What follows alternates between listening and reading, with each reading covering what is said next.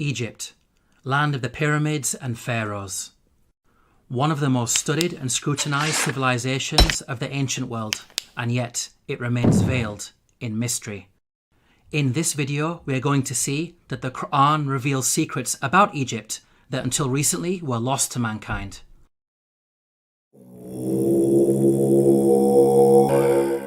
Pharaoh was a tyrant in Egypt, enslaving and persecuting the children of Israel. The Quran states the following about the death of Pharaoh and his supporters.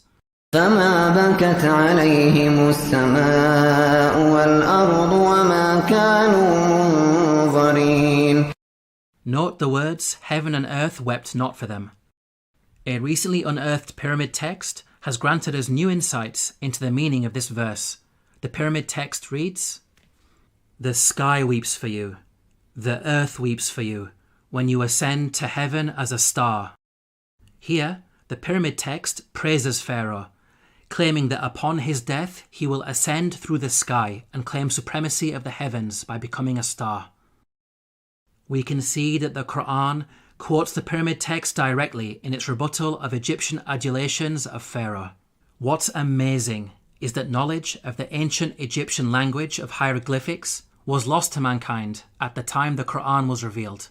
It wasn't until the discovery of an artifact known as the Rosetta Stone in the 18th century, over 1,000 years after the revelation of the Quran, that mankind has been able to fully decode the hieroglyphics.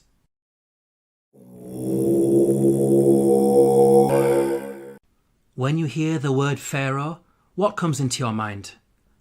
Most people think of the supreme ruler of Egypt. This is correct, but the word did not always refer to the supreme ruler. Ancient Egyptian history is divided into different periods. The word Pharaoh, Egyptian Perah, had different meanings depending on the period of Egyptian history. Historically, the word Pharaoh only started being used as a title for the supreme ruler much later in Egyptian history, during the New Kingdom period. Before this, the word meant great house and was used to refer to the royal palace. The Encyclopedia Britannica states, Pharaoh, originally the royal palace in ancient Egypt. The word came to be used for the Egyptian king under the New Kingdom. Let's now analyze the Quran's accounts about Egypt in light of these historical facts. Like the Bible, the Quran discusses the prophets Joseph and Moses, who both spent time in Egypt. Joseph is dated by scholars to either the Middle Kingdom or Second Intermediate period, well before Pharaoh meant ruler. In the story of Joseph, the Quran repeatedly uses the word king to refer to the ruler of Egypt. He is never once called Pharaoh. Moses is dated by scholars to the New Kingdom period. In the story of Moses, the Quran repeatedly calls the ruler Pharaoh. He is never called king. We can see that the Quran is accurate in its use of language when it comes to describing the leader of Egypt at different periods in its history. How could the author of the Quran have known this? The only source of information about ancient Egypt that would have been readily available are the Bible-based stories. To claim that the Quran copied from the Bible is problematic because the Bible uses the word Pharaoh to refer to the Egyptian ruler in the story of Joseph, which is historically inaccurate. The Quran cannot have copied from the Bible because the Quran corrects the Bible.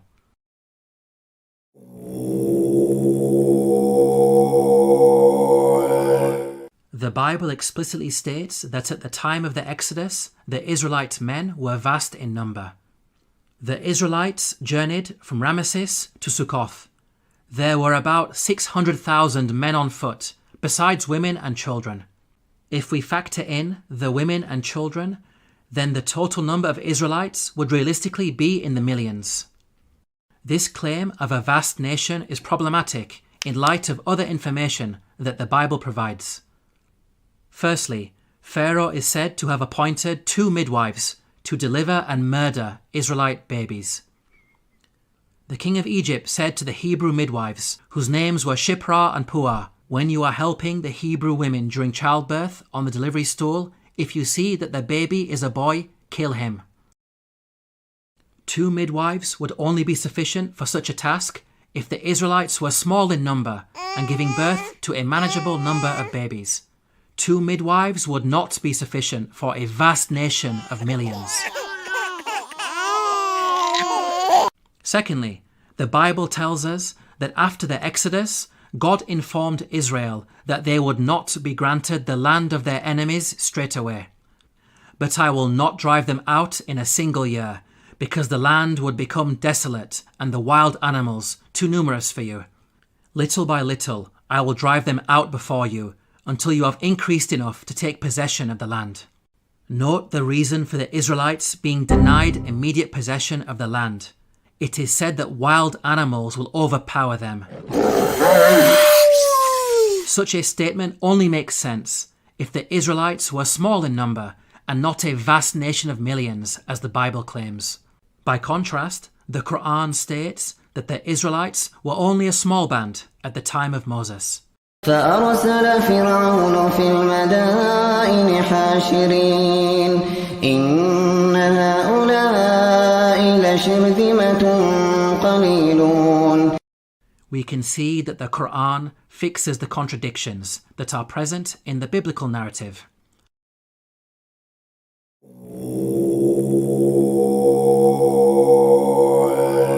The Quran states that the punishment of crucifixion was used in ancient Egypt from the time of Moses all the way back to the time of Joseph.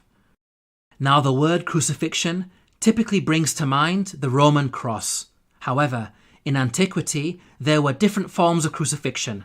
Professor of Archaeology David Chapman wrote, "In studying the ancient world, the scholar is wise not to differentiate too rigidly the categories of crucifixion, impalement, and suspension. Hence, any study of crucifixion conceptions in antiquity must grapple with the broader context of the wide variety of penal suspension of human beings." The Arabic words translated as crucified in the Quranic verses all contain the root word solaba. Arabic dictionaries state that this root carries a number of meanings, including to harden or stiffen and to extract oily matter from bones. This word does not only mean death by being hung on a Roman cross. Rather, it indicates any method of execution which makes the body hardened or stiffened and results in the leaking of bodily fluids. So, impalement, suspension, and the Roman cross are all included without making any distinction. Archaeological evidence shows that the ancient Egyptians used to crucify people by impalement on a stake. The following entry is taken from an Egyptian-German dictionary of hieroglyphics. Note the hieroglyph which depicts an impaled man. This is a punishment that was used throughout the different periods of ancient Egypt. The Abbot Papyrus is dated to the New Kingdom period. It mentions an oath that includes impalement. He took an oath on pain of being beaten and of being impaled. The earliest evidence for crucifixion by impalement is Papyrus Bulaq 18, which is dated to the early Second Intermediate period. It states, "A bloodbath had occurred with wood. The comrade was put on the stake." We can see that crucifixion by impalement on a stake was carried out during the New Kingdom period, and at least as far back as the Second Intermediate period. These time periods cover both Moses and Joseph, which shows that the Quran is historically accurate. As well as mentioning crucifixion, the Quran also narrates the following threat of mutilation made by the Pharaoh of Moses. لأقطعن أيديكم وأرجلكم من خلاف ولأصلبنكم أجمعين. Historically, we know that capital punishment in ancient Egypt became more severe with the advent of the New Kingdom period, which is the time of Moses. In fact, the specific punishment of mutilation is primarily associated with the New Kingdom period. For example, the Turin Judicial Papyrus records, persons to whom was done punishment by severing their nose and ears on account of them ignoring the good instruction said to them. These details about crucifixion and mutilation are missing in the Bible. There is a Jewish commentary, the Midrash Shemot Rabbah, which mentions Pharaoh threatening Moses with burning and crucifixion. But this is a much later work that was composed centuries after the Quran was revealed.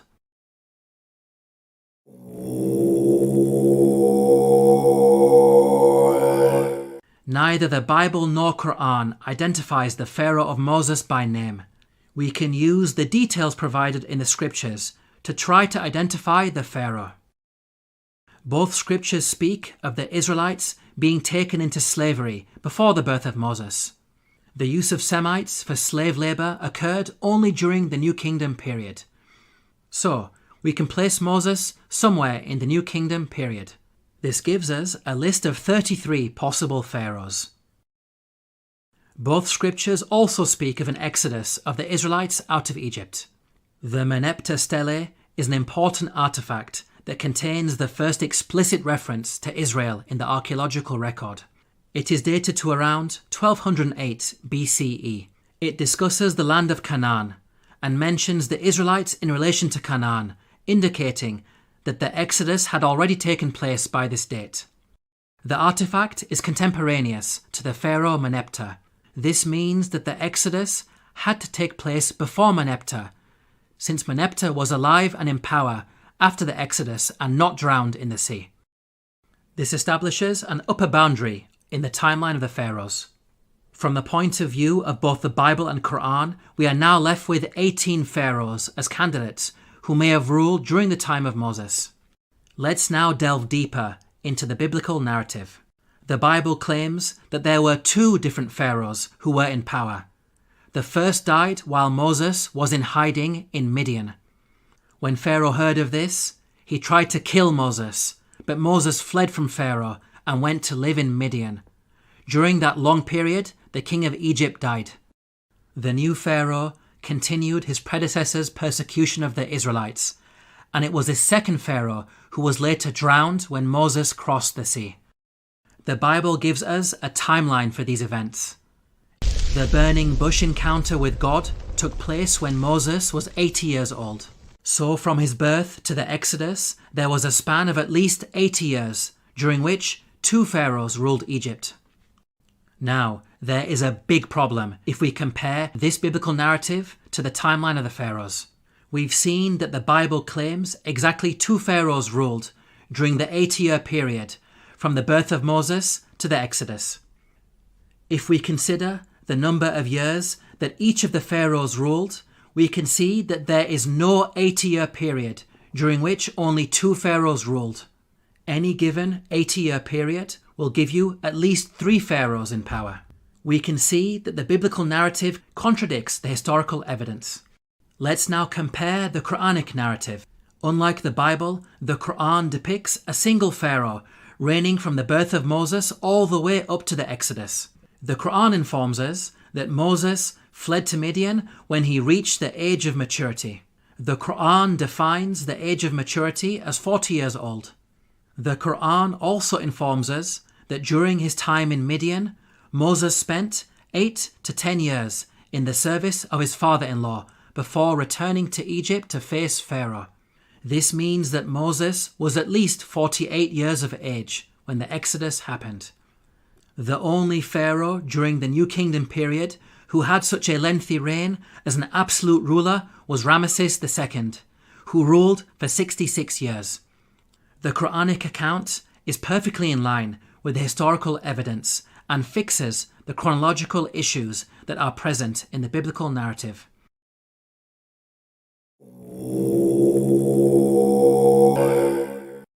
Let's now compare the life and religion of Ramesses II to the claims that the Quran makes about the Pharaoh of Moses. وَإِنَّ فِرْعَوْنَ لَعَالٍ فِي الْأَرْضِ وَإِنَّهُ لَمِنَ الْمُسْرِفِينَ.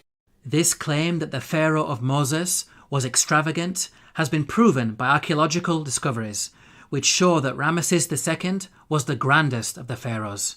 The archaeologist Peter Clayton wrote, "His genuine building achievements are on a Herculean scale."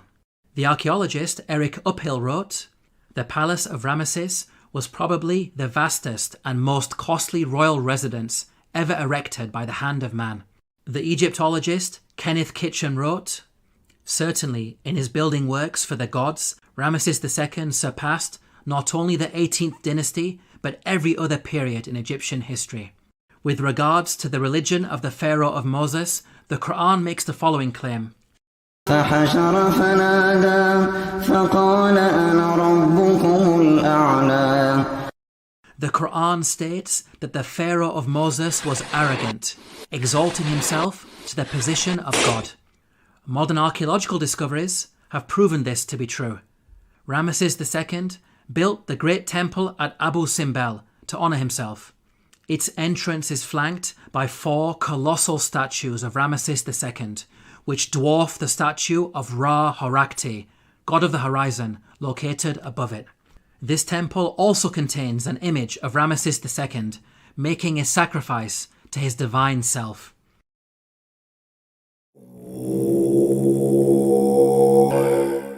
The Quran makes the following claim about the Pharaoh of Moses, who God drowned in the sea.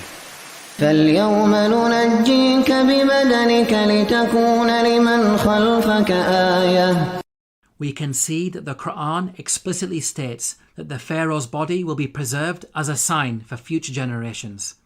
Note that the Quran never makes such a statement about any of the other destroyed nations that it discusses, typically stating that their abandoned buildings and ruins have been made signs for later generations. This claim about a body being preserved is unique to the Pharaoh of Moses. The body of Ramesses II was discovered by archaeologists in the year 1881 CE. The mummy has been on display in the Cairo Museum, and over the last century, it has been seen by millions of tourists from all over the world. In the following documentary, Sir Tony Robinson states that Ramesses II is one of the few pharaohs whose body has survived largely intact.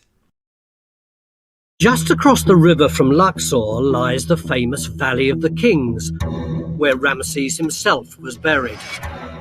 His mummy was discovered in 1881. One of the few pharaohs whose body has survived largely intact. Historically, priests had concealed his body in a secret location in the year 1000 BCE because of a problem with grave robbers. Nothing was known about his mummy in the intervening period of almost 3,000 years. At the time the Quran was revealed, the whereabouts and fate of Pharaoh's body was unknown. During the 3,000-year period in which the body was hidden, it could easily have been damaged or stolen. It may have even remained lost forever, locked away in its secret location, never to be rediscovered. If you think about it, these statements in the Quran are not only historically accurate, but also represent quite a bold prophecy.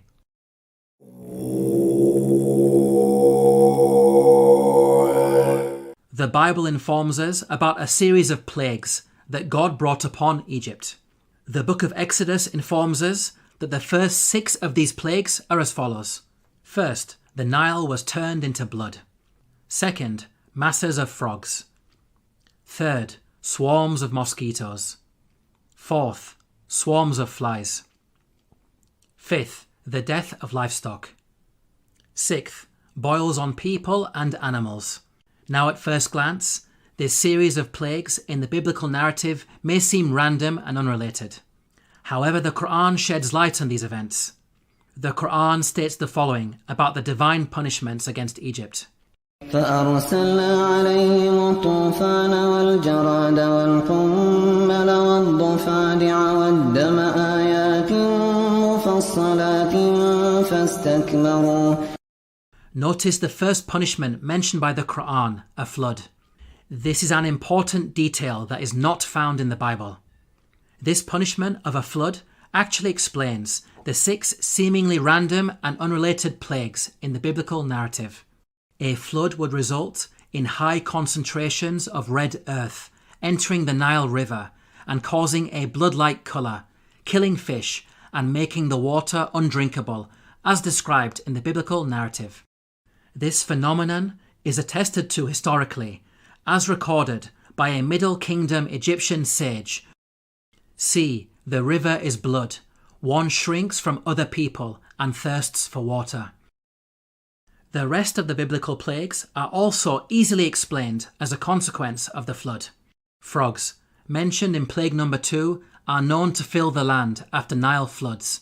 The death of the frogs recorded in the biblical narrative can be caused by contamination of anthrax that was carried over from the rotting fish. Mosquitoes, mentioned in plague number 3, proliferate after Nile floods, as the pools of water left over from the flooding would have allowed them to overbreed. Swarms of flies, mentioned in plague number 4, would be brought about by the massive death of frogs on the land. The death of pasturing livestock, mentioned in plague number 5, can be explained by anthrax, as brought on the land by the frogs. The boils on humans and cattle, mentioned in plague number 6, may have been caused by bites. The stable fly in particular is infamous for its vicious biting of mammals.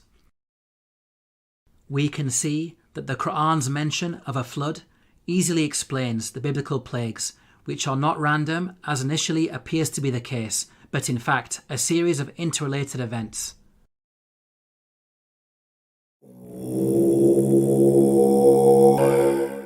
The Quran mentions the following incident about Joseph while he was in Egypt. وشروه بثمن بخس دراهم معدودة وكانوا فيه من الزاهدين. Here the Quran states that Joseph was sold for a paltry price.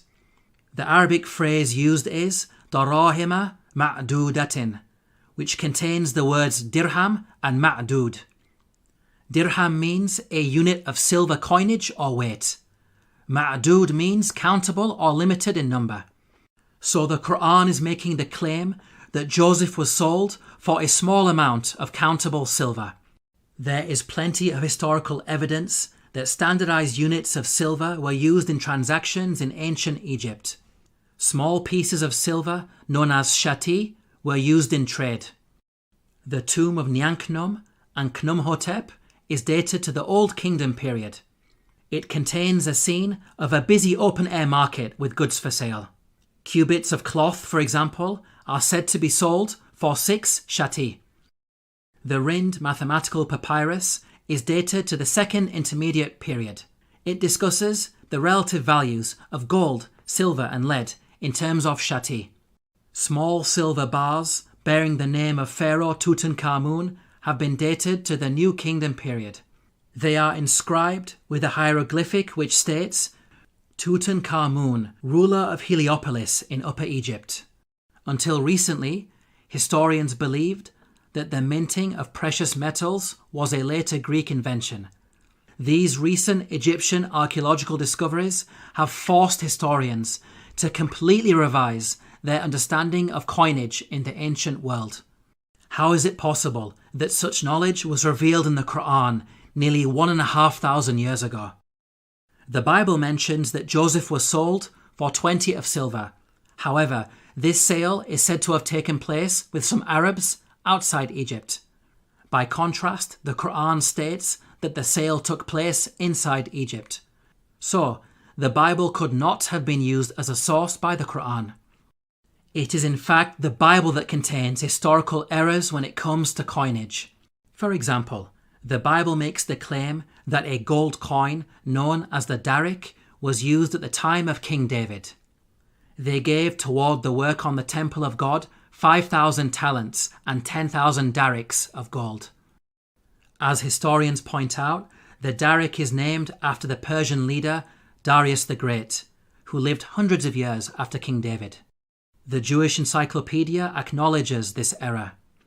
A notable instance of anachronism occurs in 1 Chronicles 29:7. Gold dariks, coins which were not struck before the time of King Darius I, i.e., more than 400 years after David.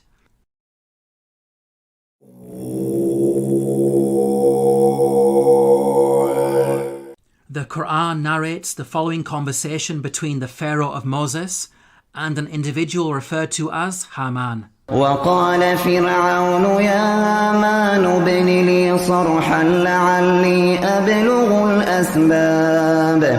أسباب السماوات فأطلع إلى إله موسى وإني لأظنه كاذبا. Here Pharaoh commanded Haman to build a tower that would allow him to reach the heavens. It's important to understand that Pharaoh's intention was not to literally scale a tower to reach the sky. Rather, it's a reference to the Egyptian belief that after death, the Pharaoh would ascend from earth to heaven, taking his place among the gods. As we covered earlier, the author of the Quran had an awareness of ancient pyramid texts that detailed such beliefs. Egyptian monuments housed the bodies of dead pharaohs. These monuments acted as a bridge between this world and the next. They were filled with religious writings that served as instructions to help the dead pharaoh ascend to the heavens. Hence, the person in charge of constructing such a monument for Pharaoh would not only need to be skilled in architecture, but also highly knowledgeable in religion, a builder-priest of sorts. Let's now turn to history to see if we can identify an individual known as Haman, who was both a builder and a priest. Earlier we concluded that Ramesses II was the pharaoh at the time of Moses, so we will focus on this time period. A block statue in the Egyptian Museum of Munich contains a biographical account of the life of a high priest named Baken Khonsu. In his own words he states, "I am one truly reliable, useful to his Lord, who performs beneficent deeds within his temple.